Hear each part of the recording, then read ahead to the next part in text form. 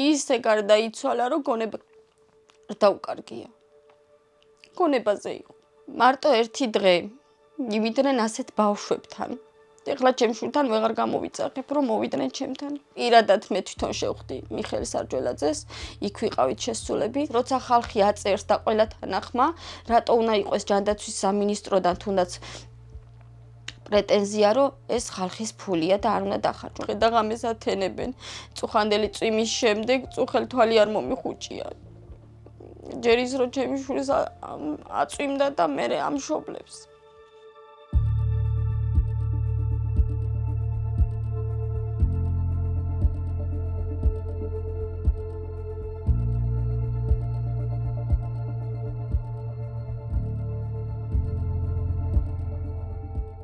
სამი წლისა იყო, რომ შევამჩნიეთ, რომ როგორც სხვა ბავშვები ადიოდნენ კიბეზე, ისე ვერ ადიოდა მათ უკას.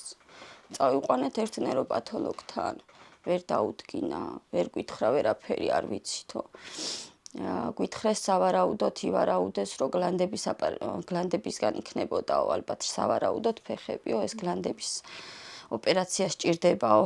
გაუკეთეთ ანალიზები, 4 წლისა ხდებოდა უკვე და გლანდებიც ამოვაჭერით. და ბოლოში დიუშენზე რომ მივიდა უკვე ეჭვი, მაგაზე გავიკეთეთ ანალიზები. ყველანაირ, მაგრამ მაშინ გენეტიკური არ გითხრეს. ალბათ დაახლოებით 9 წლისა იქნებოდა, რომ გენეტიკურზე გაგვიშვეს. დიუშენი აღმოჩნდა. მოგვივიდა პასუხი, ეს უკვე 9 წლის ალბათ დაახლოებით, იმიტომ რომ იქამდე ვერ მკურნალობდით სხვადასხვა წამლებით, მაგრამ ვერ მიდიოდა დიაგნოზი, არ იცოდნენ დიუშენი რა იყო. ზოგმა მასაჟი დაგვინიშნა, მასაჟებზე ვატარეთ, თურმე არ შეიძლებოდა. ელემენტარულად რომ მივყვანთ მასაჟისტთან, იმანაც მითხრა, რომ ეს რა დაავადებაო, საერთოდ მოიცა დავგუგლო ერთი ვნახო, საერთოდ არ იცოდნენ რასთან მქონდა საქმე, ესაც არ ვიცოდნენ. ჩვენც არ ვიცოდით დიუშენი რა იყო. ცურვაზეც დამყავდა, რომ ცურვა კარგი არისო, რეაბილიტაციაზეც, ოღონდ სულ ყველაფერს ჩვენი ხარჯებით აბსოლუტურად არაფერს არ გვიფინანსებდნენ, არც პენსია არ ქონდა, არ გვაძლევდნენ, იმიტომ რომ ანუ ერთი ხელი არ უნდა ქონდესო, ანაო ერთი ფეხი არ უნდა ქონდესო, მაგ შემთხვევაშიო ამივცემთო. 9 წლიდან უფრო გაგვირთულდა სიტუაცია, იმიტომ რომ იქამდე იმდენად როგორც გადაადგილდება ჩვეულებრივ ზრდაშიც მიდიოდა ბავშვი, ანუ არ იყო შეფერხება. გონებითაც კარგი იყო, აბსოლუტურად არაფერი სწავლობდა, კიდევაც სკოლაშიც დავდიოდით. მე-5 კლასიდან უკვე მეორე სემესტრი ვეღარ ვატარეთ. დილით გაიღვიძა და ვეღარ გაიარა. დეო, ვიქცევიო. თავისით დგებოდა, გამოდიოდა, მაგრამ უცებედად აი წამებში მოხდა ყველაფერი. უცებ პროგრესირება ისე მოხდა, რომ ვერც გავიაზრი. მეთქი რატო ვერა, მოდი აბა მასაჟი გავაკეთოთ, იქნება გაიარო. მოდი აბა გავაკეთოთ, ესე გამოვედით არა. დეო, არ გამიშვა ხელი, დავარდები. ვიცოდით უკვე რომ 11 წლიდან დაახლოებით უკვე ეტლს მიეჯაჭვებოდა და 11 წლისა ზუსტად გახდა თუ არა და მაშინ მიეჯაჭვა. გახდა თუ არა ოქტომბერში და ჩვენ მარტში უკვე ვეღარ გავიარეთ ფეხზე.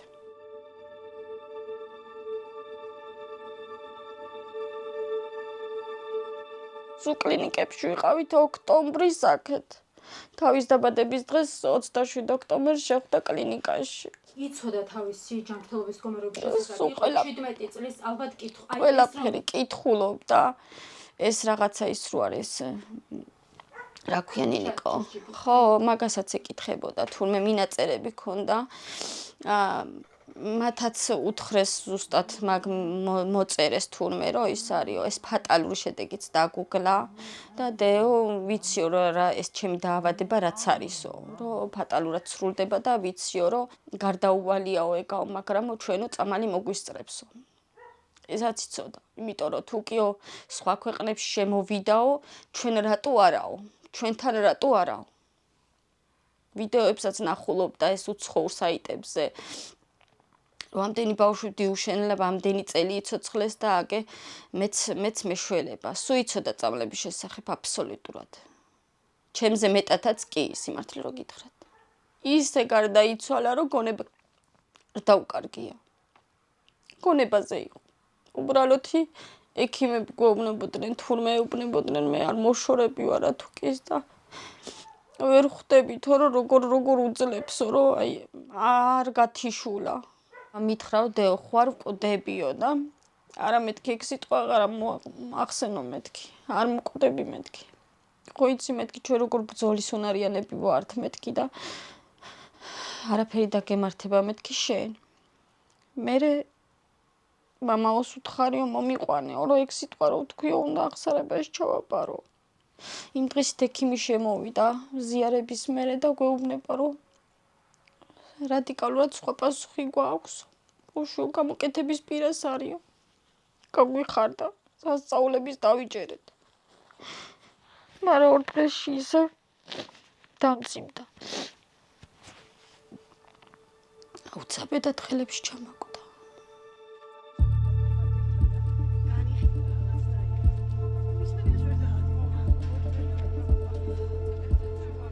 ჩვენ ვიდა რომ აქ ხამე გავათიოთ. ჩვენი შვილები სიცოცხლე თქვენი სათამაშო არ არის.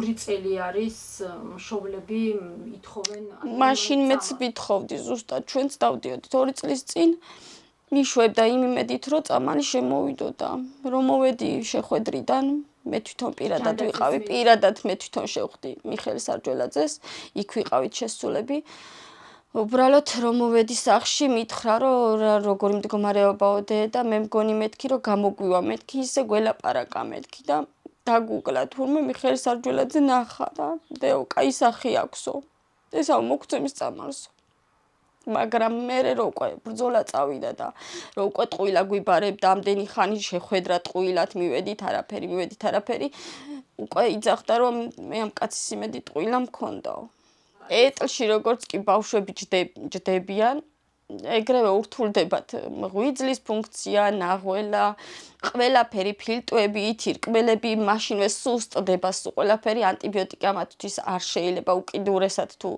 ძალიან არ გართულდა სიტუაცია უცებ მძიმდება და ეს წამლები ავადებს ეტლში ჩაჯდომასაც და სიცოცხლესაც თავისთავად იმიტომ რომ რაც გვიან ჩაჯდება ეტლში ხო თავისთავად გაუხანძლებდებათ სიცოცხლეც ამ ბავშვებს არა მაგრამ რითი დამძიმდა აი თუ გასწრებობა ანუ 11 წლიდან ფაქტობრივად ჩაჯდა ეტლში ხო აი ამას გულის განდევნის ფრაქცია დაუქვეითდა გული აღარ აძლევდა საშუალებას რომ ეს სისხლი გადაეცა ფილტვებში თირკმელებში სულ ყველგან აბსოლუტურად ღვიძლი ჩაითრია ძალიან ქონდა საჭმელს საერთოდ 2 ლუკმაზე მეც ვეღარ ჭამდა შიაო განან შია მაგრამ ვერ ჭამ ხამშობლები ერთი თვე გავიდა უკვე რაც ქუჩაში დგანან ხო თქვენც პირადად აგერ შეხვედრი ხართ მიხეილ სარჯველაძეს ჩვენც ვიყავით ჯანდაცვის სამინისტროსთან აქციაზე ჩვენც ვიყავით მთელი ჩვენი სანათესა თქვენ გაიარეთ ეს გზა სამწუხაროდ ასე დამთავრდა ეს მშობლები ახლა აი ამ ბრძოლაში არიან და აი ამ შუა გზაზე მიდიან ვიცი და მაგათ გამო გადავწყვიტე ეხლაც ჩართვა რომ იქნება და ჩემშვილი იყოს ბოლო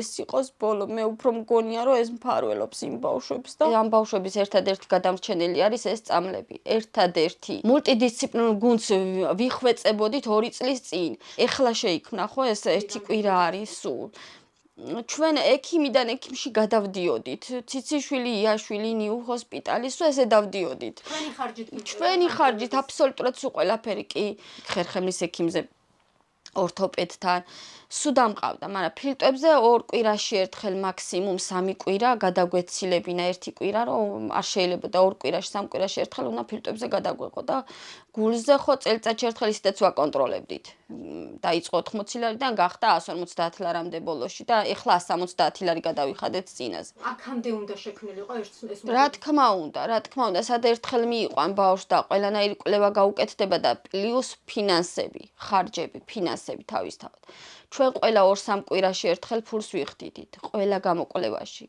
საცა მივდიოდით ჯერ თავიდანვე 10 დღეში ერთხელ 150 ლარის წამალი გვინდოდა ჩვენ გამგეობა სოციალური დაუცველები ვიყავით და გამგეობას მივმართეთ და გამგეობა გვედგა ძალიან გვერდში თუ რამეს წამალი მაგრამ იცით როგორ არის ეს წამალი ეხლა წინაზეც მითხრეს რომ ამოდი დაწერე განცხადება დაგეხმარებით მაგრამ სანამ შენ განცხადებას შეიტან სანამ ამ წამალს მე უკვე ის ექიმი მიწევს და ის მიცვლის სხვა წამალს მე ამდენი დრო არ მაქვს რომ ამდენი წერო და ველოდო იმას რომ ამ ბავშვს რამე მოვაკლოთ არ ერთი წუთი არ მოუკლია მამამის არც არაფერი და არც დავაკლებდით, კიდევაც გავიჭირვებდით, კიდევაც ავიღებდით ბანკის ვალს, კიდევაც მივხედავდით, ოღონდ ცოცხლი. სულ ამბობენ მშობლები, რომ ამ ბავშვებს დრო არ აქვს. არა აქვთ დრო. ერთ წუთს ყველა ღამეს საფრთხე არის. იმიტომ რომ არ იცი მეორე დილა გაგითენდება თუ არ გაგითენდება.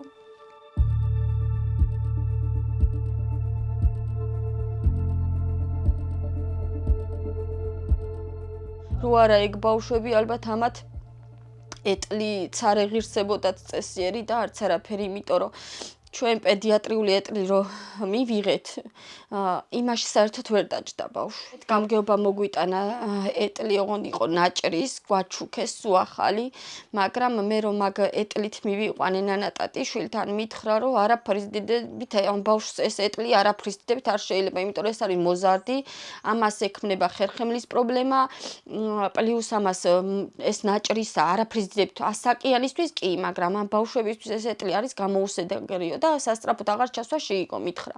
იმასწავლეს რომ 100-იანის 9-ში უნდა დაწერო, 100-იანის 9-ში წავედით, დავწერე განცხადება, მომცეს, დამიფინანსეს ვაუჩერი. თვითონვე მოვიდნენ, მოართვეს ჩემ ბიჭს ეგ ეტლი, მაგრამ ვერი ვარგა, იმიტომ რომ როგორ ავთქვა, ისეთი დასაჯდომია, რომ მიაყუდებ, დროთა განმავლობაში ამას შეიძლება წინა დღისით კარგად დაჯდეს და მეორე დღისით წელი ვეღარ შეიკავოს და ვეღარ დაიმაგროს, ჯდომა გაუჭირდეს. ელექტროეტლზე მიმასწავლეს, რომ ეს 3 კიდური უნდა აუცილებლად არ უმუშავებდეს, ერთი უნდა მუშაობდეს. რო ეს დაეფინანსებინათ 100-იანის 9-ში. გავაკეთეთ, იმიტომ რომ ამას მარცხენაში ისედაც ძალა არ ქონდა, მხოლოდ მარჯვენაში ქონდა. ტელეფონითაც ხელით უფრო მარჯვენას ამუშავებდა და წყლითაც უფრო მარჯვენით იმაშვრებოდა, სვავდა წყალს და დავწერეთ ეგ განცხადებაც, ფორმასიც მივიტანეთ.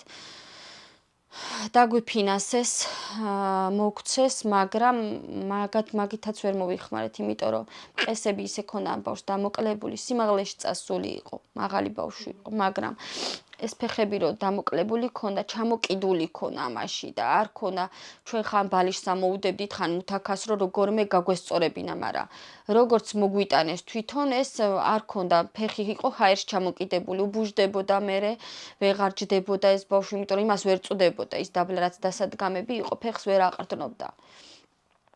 ამიტომ როგორც მოვიტანეთ, ალბათ 1-2 ძლივს ტირილით დავსვით და თქვენი გადასახედიდან შეიძლება რომ აი ეს თანხა, რომელიც ამ ბავშვებმა შეაგროვეს, თქვათ არ გჭირდებოდეთ? არა, რა სისულელი.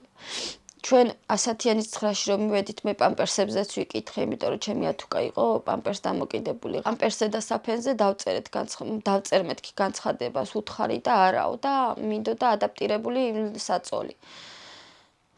მაგაზეც უარი მითხრეს, არ აფინანსებს ამასო და ტყუილა დაწერო და აღარ დამიწერია მერე მის მერე.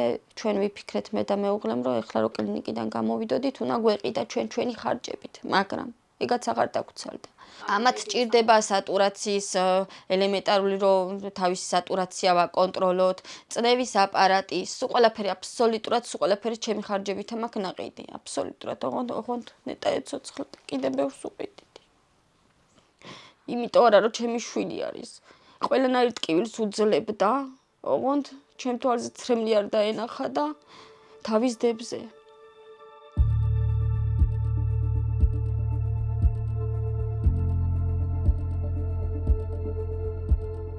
მარტო ერთი დღე მივიდნენ ასეთ ბავშვებთან. ეხლა ჩემ შვილთან ვეღარ გამოვიწახებ, რომ მოვიდნენ ჩემთან. მარტო ერთი დღე უყურონ ამ ბავშვების მდგომარეობას. დილიდან მეორე დილამდე. ვნახოთ მე რა რეაქცია ექნებოდათ. თითოეული ჯანდაცვის სამინისტრო იქნება თუ ნებისმიერი ვინც იქნება. ის ფული კი არა და იმაზე მეტი უნდა დახარჯონ, რაც ამ ბავშვების წამლებს ჭირდება. იმიტომ რომ ჩვენთვის ის ერთი დღეც მე ეხლა იცი რას ვითხოვდი, ოღონდაც მეთქი 1-2 წელიწადი მაინც ეცოცხლა მეთქი.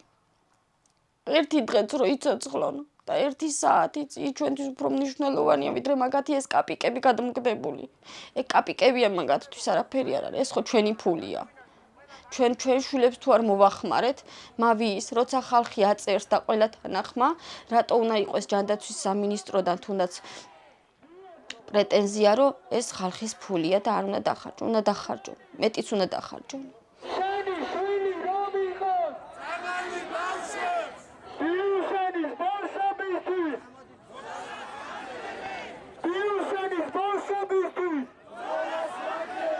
თუ რომელში დაეხმარება ჩემი გამოსვლა, ღმერთს თხოვდა.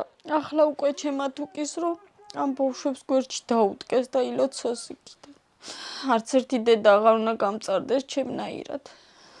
დღე და ღამეს ათენებენ. წუხანდელი წვიმის შემდეგ წუხელ თვალი არ მომიხუჭია. ჯერ ის რომ ჩემი შვილს აწვიმდა და მე ამშობლებს. უნდა იბრძოლო. აუცილებლად. და მართლა არიან პატრიოტები, არიან ეგეთი პატრიოტები, მაგრამ ახალგაზრდები არაფერი არ არის.